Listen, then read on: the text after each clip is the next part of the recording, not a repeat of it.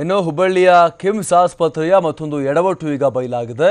4 ಗರ್ಭಿಣಿಯರು ಕಿಮ್ಸ್ ಆಸ್ಪತ್ರೆಗೆ ಡೆಲಿವರಿಗೆ ಅಂತ ಬಂದಾಗ ಅವರನ್ನು ಆಸ್ಪತ್ರೆ ಸಿಬ್ಬಂದಿ ಸೆಕೆಂಡ್ ಫ್ಲೋರ್ಗೆ ಕರ್ಕೊಂಡು ಹೋಗಬೇಕಾಗಿತ್ತು. 4 ಗರ್ಭಿಣಿಯರನ್ನ ಕರ್ಕೊಂಡು ಹೋಗಲಿಕ್ಕೆ 4 ಸ್ಟ್ರೆಚರ್ಗಳನ್ನು ಬಳಸಬೇಕಾಗುತ್ತೆ. ಆದರೆ ಇಲ್ಲಿ 4ರನ್ನ ಒಂದೇ ಸ್ಟ್ರೆಚರ್ನಲ್ಲೇ ಕೂರಿಸಿ ಲಿಫ್ಟ್ನಲ್ಲಿ ದರಕ್ಕಂತ ಎಳ್ಕೊಂಡು ಕರ್ಕೊಂಡು ಹೋಗಿದ್ದಾರೆ.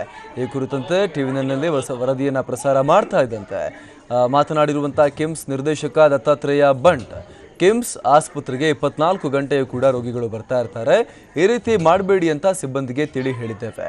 ಸಿಬ್ಬಂದಿ ವಿರುದ್ಧ ಈಗಾಗಲೇ ನಾವು ಕ್ರಮವನ್ನು ಕೈಗೊಂಡಿದ್ದೀವಿ ಅಂತ ಅವರು ಹೇಳಿದ್ದು. ಆಯಾನನ್ನ ಈಗಾಗಲೇ ಕೆಲಸದಿಂದ ವಜಾ ಕೂಡ ಮಾಡಲಾಗಿದೆ. ಆಸ್ಪತ್ರೆಗೆ ಬರಲು ಯಾವ ರೋಗಿಗಳು ಕೂಡ ಭಯ ಪಡಬೇಕಾಗಿಲ್ಲ. ಇನ್ನು ಮುಂದೆ ಈ ರೀತಿಯ ಪ್ರಕರಣಗಳು ಮರುಕಳಿಸೋದಿಲ್ಲ ಅಂತ ಭರವಸೆಯನ್ನು ಕೊಟ್ಟಿದ್ದಾರೆ.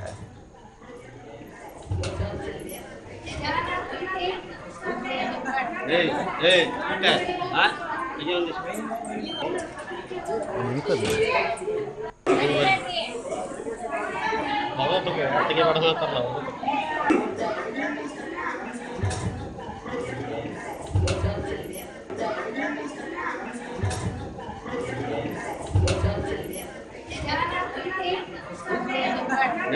hey, okay.